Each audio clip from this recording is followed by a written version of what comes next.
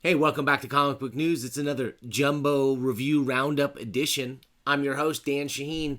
Today we're going to talk about all the comics that I bought this week, including X-Men number 6, X-Force number 7, Green Lantern Season 2 number 1, Batman Pennyworth R.I.P. number 1, one-shot, The Batman's Grave number 5, Superman Heroes number 1, Superman number 20, and we'll wrap it up with a flashback to 1982's Wolverine number 1 Facsimile edition. All this stuff and who knows, maybe even more on today's Comic Book News.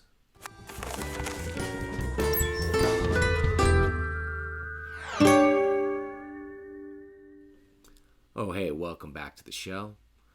Today, man, so many comics.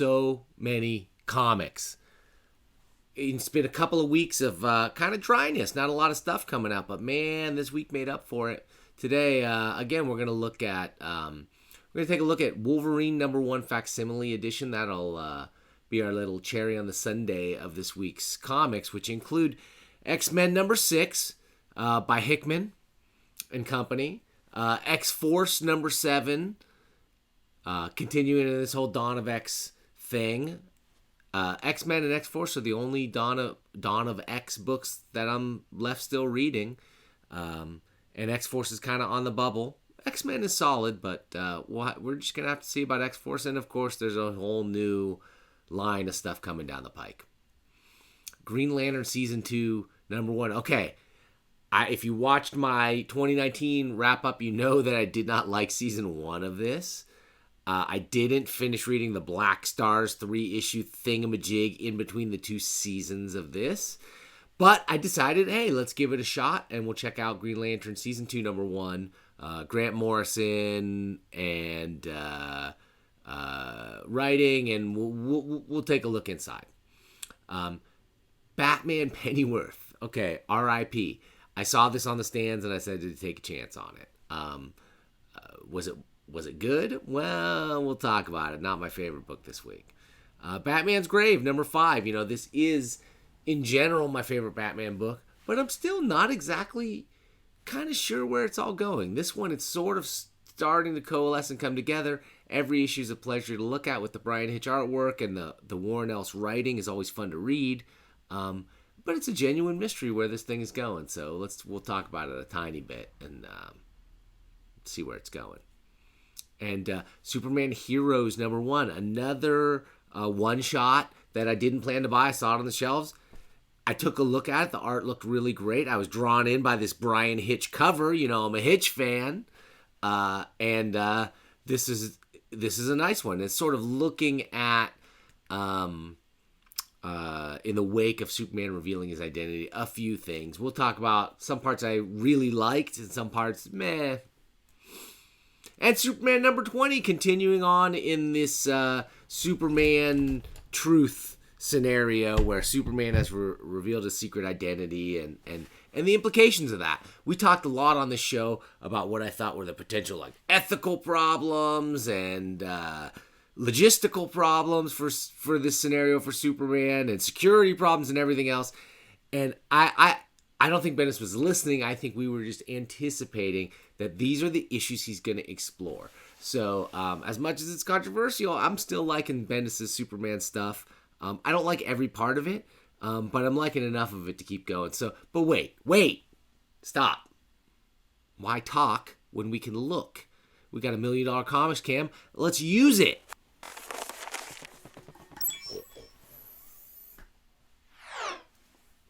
Okay. Little teaser there. We'll see in a second, maybe if we've got time. Let's go through these books, I don't know, in whatever order I kind of read them. I kind of like to save my most anticipated for last. So we're going to start today with Pennyworth, which I had absolutely no expectations of whatsoever. Thought the cover looked decent. Is that a Tim Sale cover? I'm not sure. Kind of looks like it. One problem I had with this book is very hard to tell who drew what. But as I looked through it, there were a couple things I really liked that definitely pulled me in. Okay, up front, I'm not a big fan of the whole idea of the Batman family. I've said it before on this show.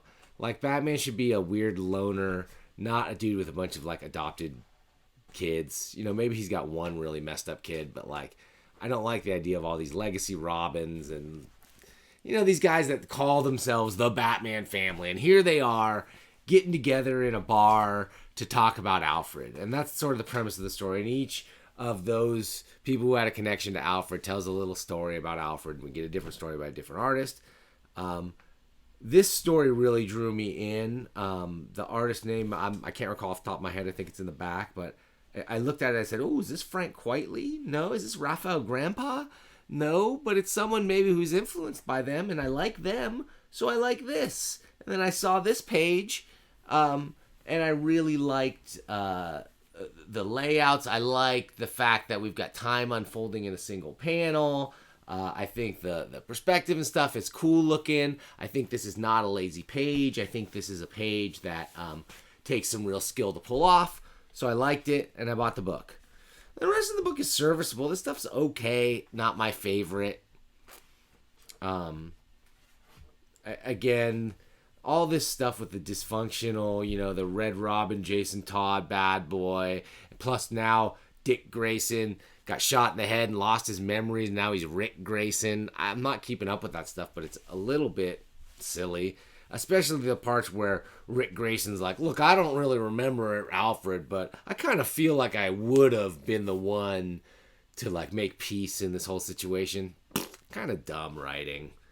I don't know. I liked some of the different artists in here. It was okay. I'm not going to go through every page of it, but I am going to say, yeah, it was okay. Really long overdue after Batman's death, and they sort of address that in the book, and they're like, look, the reason it was so late to get this memorial for Alfred is, like, because Alfred's not around. He's the guy who organized this kind of thing. Okay. I thought that was all right. Let's talk about Superman Heroes #1. Another DC one-shot I wasn't expecting to buy. Wasn't really on my radar. I look at the previews, you know, but by the time the stuff comes out, sometimes I forget. Especially with stuff like this. Like, this is stuff that feels like it should be in the regular books. And to put it out like this, they put out the $9.99 Superman Leviathan thingamajig that was multiple stories from Superman and Jimmy Olsen and Lois Lane and the different creative teams on those books. And that's what this is too.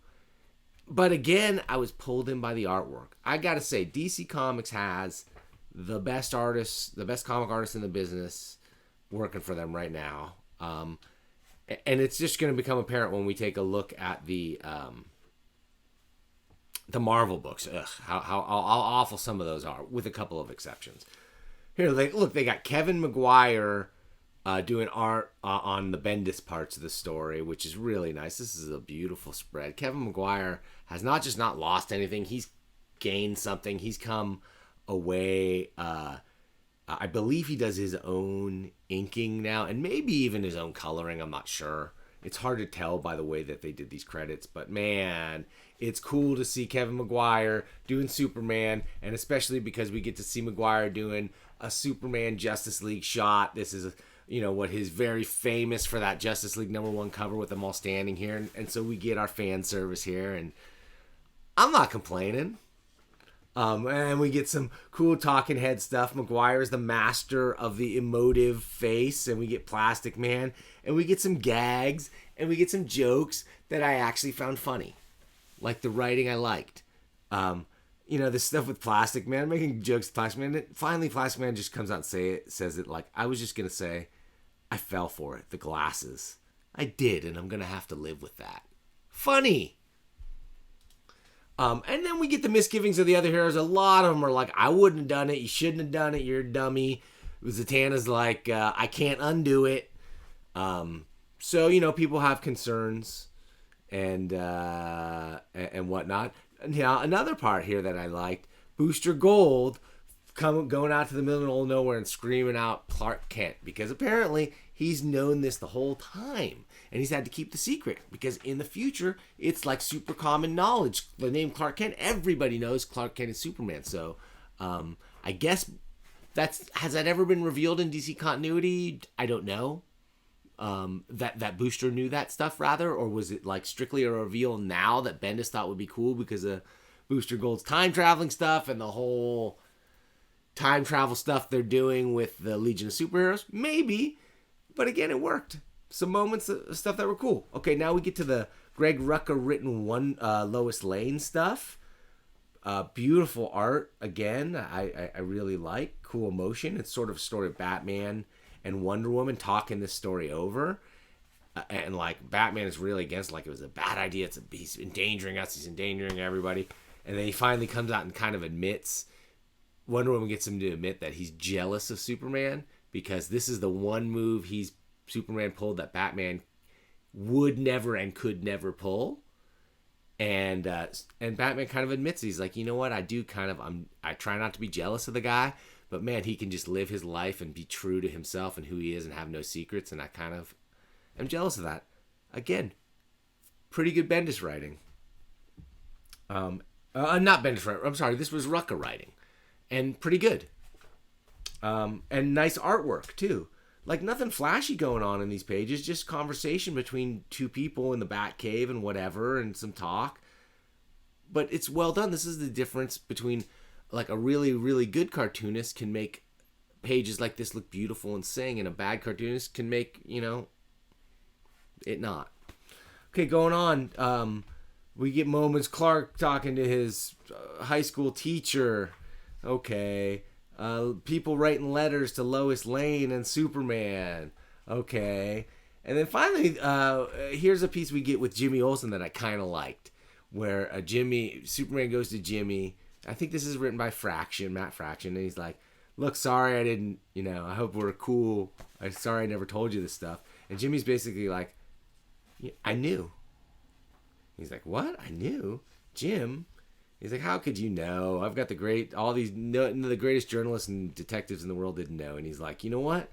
For a while, I thought there were only two people on Earth who called me Jim. Then I realized it's only one.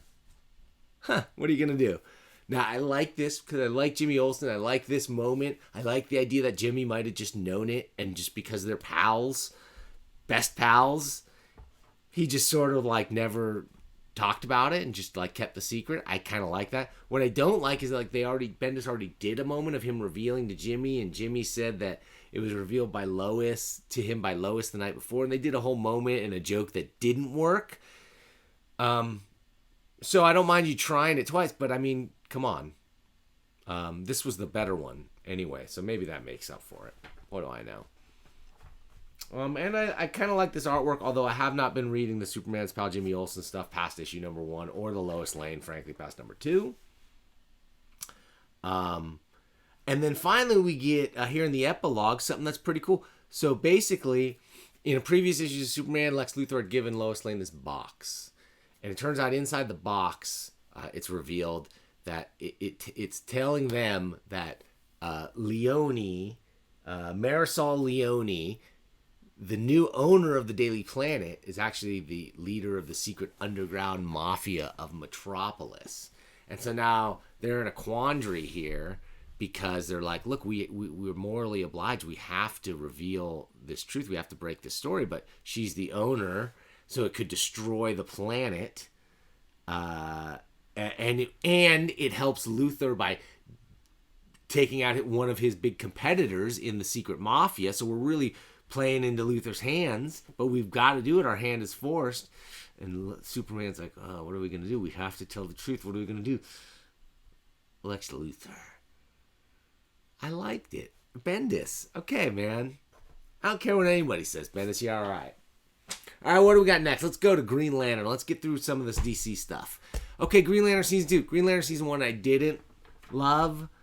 Green Lantern Season... too much cosmic all over the placeness, and I thought this was just going to be more of the same because this issue is sort of very cosmic, and Green Lantern's like talking to some other Green Lanterns, and they're like, when are you coming back to Earth, Hal? And he's like, you know what, Earth is whatever, man. I need the wide open space. I love it up here. You go have fun on Earth, okay? And the rest of the story is sort of Hal Jordan with a new partner in the all new Green Lantern Corps. They're getting a whole new set of Guardians. The Guardians are getting reborn, I guess, and you've got this partner, and he's a crystalline entity made out of like crystals and salt. So he speaks in all these metaphors about salt, like the salt. You should be like, I'm like the salt, and you should be like the water, and we should get together and be the ocean and stuff like that. And it's a classic, like, he's my partner, but he's a rookie, and he's a fish out of water. Stuff we've seen before in cop shows, and like this is Green Lantern has been sort of a parody of like cop shows. But again, if you want to see this done well and in a funnier way and with, in my opinion, much better art, although the Liam Sharp artwork is nice, go read Top 10 by Alan Moore and Gene Ha, and you'll see the same thing with the robot police officer and his first day on the job and stuff. Way better done. This feels like a pale imitation of that. I don't know if he read that or not. Anyway, I'm not going to recap everything. The Liam Sharp artwork sure is pretty. It's fun to look at. By the end, we understand, we get to learn that, the rookie actually had some stuff going on for him. They do some crazy things, like his ring. He uses his shrink ray through his ring and refracts it through the crystal guy like a prism, which is a little silly and shrinks all these gorillas. And he's like, was the shrink ray my idea or yours, Ring? He's talking to his ring. He's like, don't sweat the details, Lantern. I'm not sure what that's supposed to mean, but I was intrigued. Looks like he got a power ring upgrade or a power battery upgrade that lets him do more stuff, right? Lets his ring do a lot more stuff and have more autonomy. Anyway, the new Guardians are finally born, and their first order of business is to send Hal Jordan on a stakeout mission. Where else but to Earth, where he didn't want to go. And so season 2 is going to be all about the Earth adventures of Hal Jordan. So you know what? I was going to say I'll read this, and if I hate it, I'm gone. But you know what? I might be in for another issue. Who knows? They might even put me in for the whole second season. If the next issue's good, we'll give it a shot. All right, moving on. Let's go to X-Force, number 7. Domino. Here we get a metaphor cover. You don't get this kind of cover much anymore. They're usually pin-up covers that are kind of removed from the story. Don't really mean anything in a lot of Marvel comics. This one is like directly related. This is not something that happens in the story, but the story's about Domino, and we got dominoes. And is that too obvious? Am I belaboring an obvious point? Not the first time. All right, so what do we got in here? Somebody is assassinating mutant sympathizers, and they seem to have be utilizing very incredible amounts of luck, right? I didn't realize, I guess I didn't know much about Domino. She used to have luck powers, which are since are gone, and she's like wondering who'd got her, where'd her luck go, and who stole it. We get some stuff with Colossus, where Colossus was recently killed and resurrected, and now he's got like post-traumatic stress disorder about stuff that happened in Russia when he was protecting the mutants, and like I just don't understand it or buy it at all. Like, why? Okay. Got a lot of stuff, a lot of extra Beast text pieces here, which is kind of cool. Beast is ending up being like the central kind of mastermind character of this X-Force, which is sort of like the mutant CIA. He's up to dirty tricks. He's getting forged to build spying technologies to try and spy on the world. I mean, they're clearly taking their mission seriously. We get some stuff with Sage. And why is it we got to have 3D computer like stuff like floating in the air? Why can't somebody just look at a screen and type on a keyboard? This stuff is never going to fly.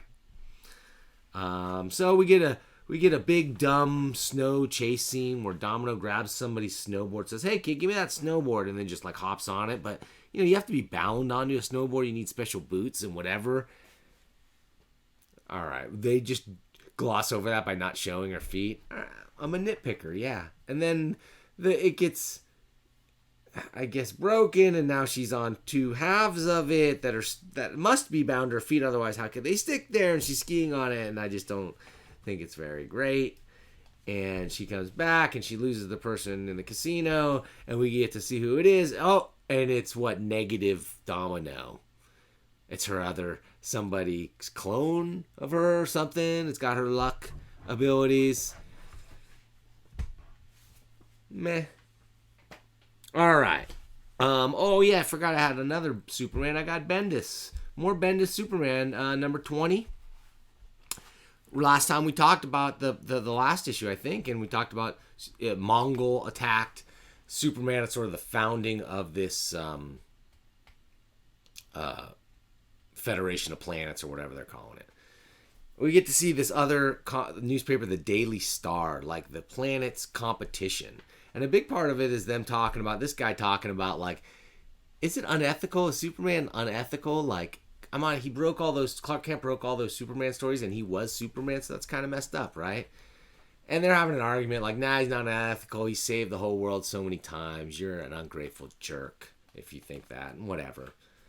Meanwhile, we get a long, drawn out, but fun to look at battle between Superman and Mongol.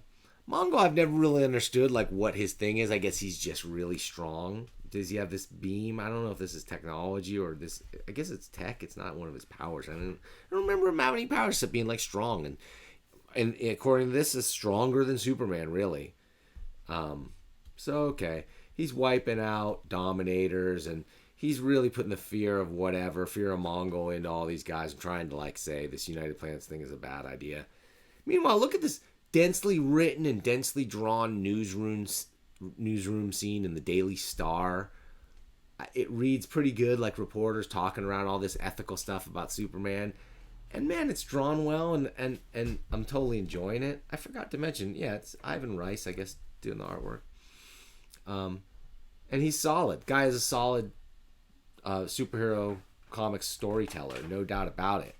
And we get somebody leaks to them what we saw in previous issue was Superman sort of joining these United Planets. And I pointed out at the time, he said, Superman says, I will speak for Earth. And I'm like, who elected Superman to speak for Earth? And that's exactly what these guys are saying. They're like, whoa, this is big news. Superman is saying he is speaking for Earth on behalf of Earth. And so this becomes a big scandal.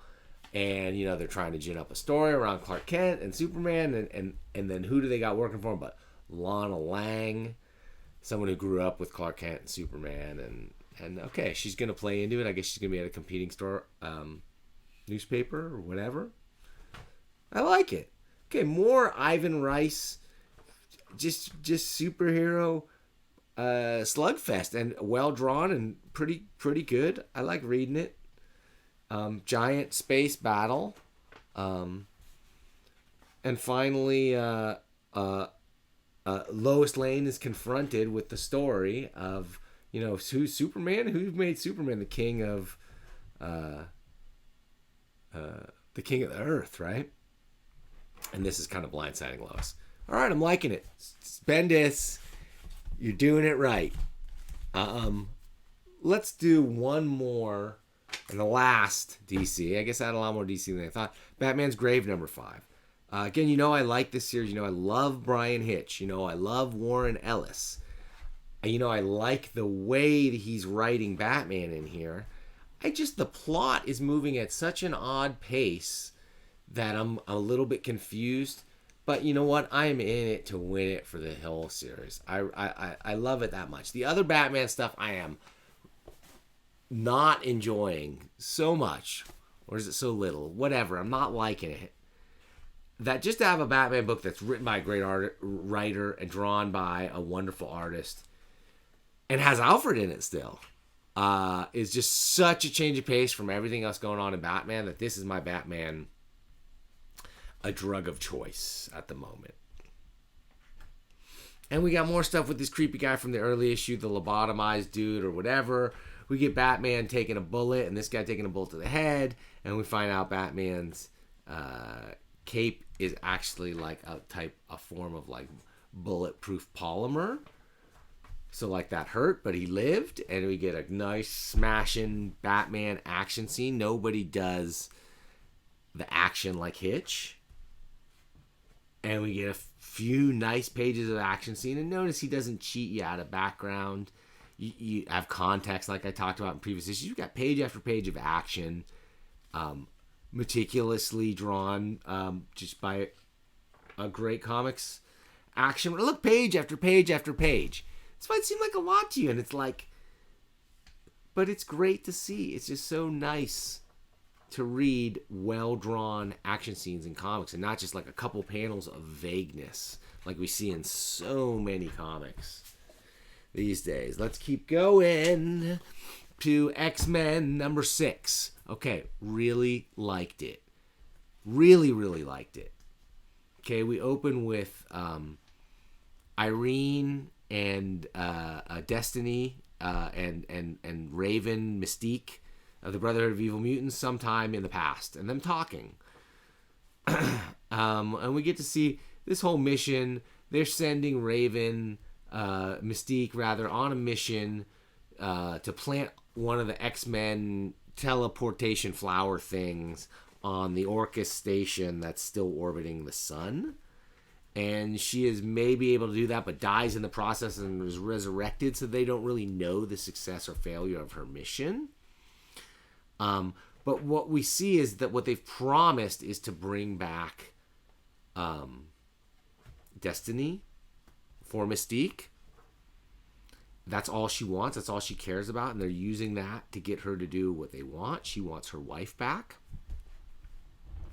And then it's finally revealed, sort of like the end of their conversation, was that Destiny, before she died, I guess had this conversation that sometime in the future, after I die, they're going to try and use this. You're going to try and use me. And all you got to remember is bring me back. Bring me back. And if they won't, if they can't get them to do it, if you can't get them to do it, and if they won't do it, then burn that place to the ground. I loved the Mystique and Brotherhood of Evil Mutants stuff in the House of X, Powers of X, Powers of 10 stuff. Loved their little bits that they had. You know, Mystique has special knowledge, you know, of Moira and her whole thing.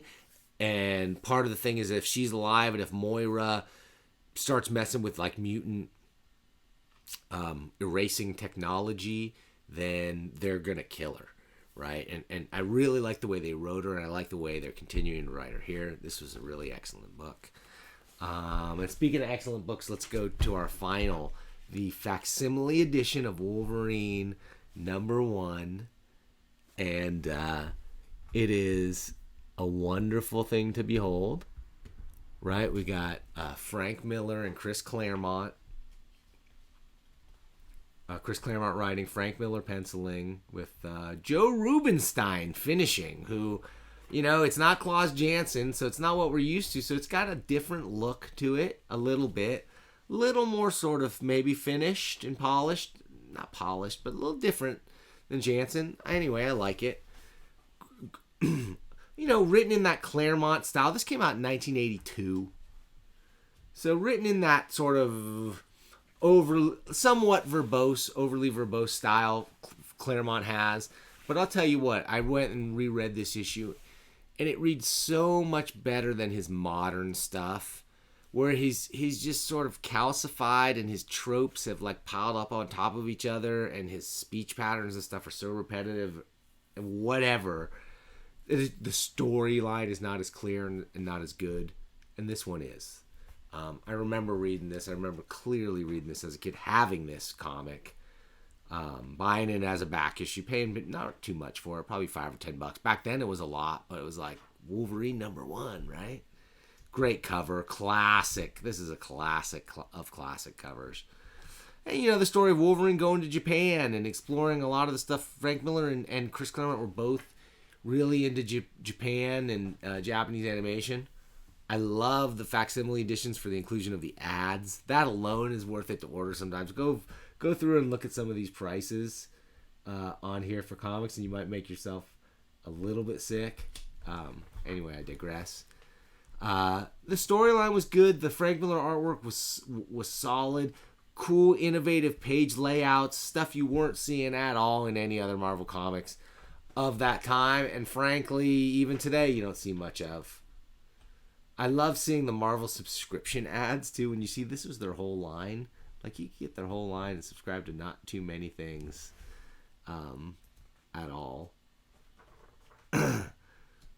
great sword fight, widescreen panel action by Miller as we get into this sword fight scene. So he's using some of the stuff maybe that he learned in manga and Japanese comics and the way they use space and time in those comics, translating it for an American audience for Wolverine in a sword fight, and it's sure working for me, man.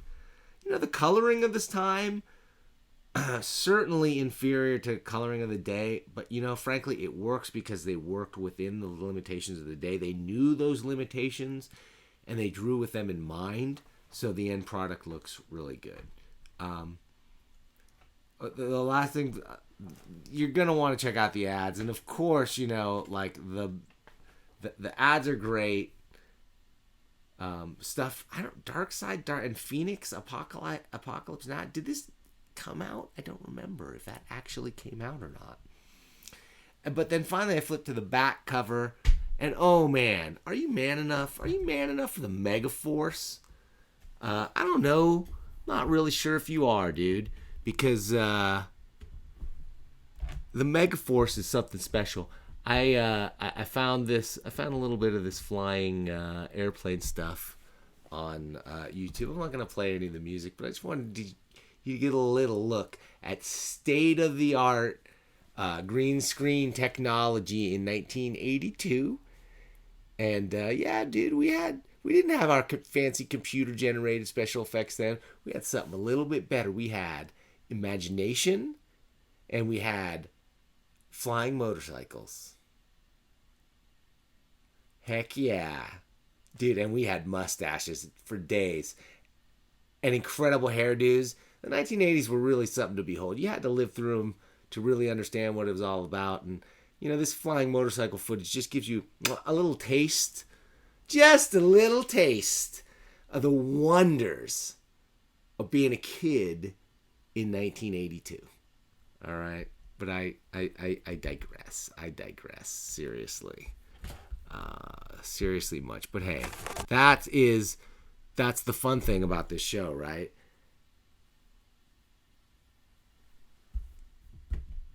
That's the great thing about this show, is that I get to do what I want. I was talking with my wife about it. I was telling her how, you know, my views are not what they were. My momentum is not what it was, since I'm not able to put out as many videos as I would really like to.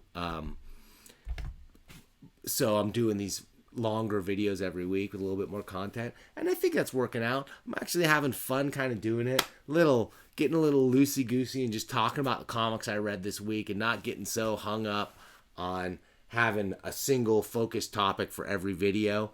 That's good and bad. There's topics I want to talk about that I haven't talked about yet. I want to one shout out I want to make again to friend of the show and frequent commenter Elliot R. Brown. I recently picked up this Punisher battle van Hot Wheels car, $4.99 at Target. Obviously, whoa, what's happening? Obviously based on the work of our friend ERB. And I love his stuff. I pointed this out to him. He was pleased as punch to see it. Even though he's not credited, he's just happy. He's always wanted to see some of his work and designs put into toys or movies or whatever. So, you know, if you're a fan of Elliot R. Brown, let us know. If you haven't checked out our interview, my epic interview with him, check it out. I'll try to link to it, maybe up there in the corner or something. And so thank you for checking us out. Thank you for watching this video. Thank you for supporting this channel. If you haven't already, click subscribe. Click the little subscribe button. Hit that bell. Get some notifications when I drop new videos. And that's it. That's all you got to do. I don't need any more than that from you. I don't need any money. I ain't got any Patreons. I don't need to beg for shekels. All I want is to talk about comics with you. I'm having a blast doing it. I hope you stick around. I hope you do some comments down below. Let me know what you think of the books I've read this week. And just most of all, you know what? Thanks for watching. See you next time.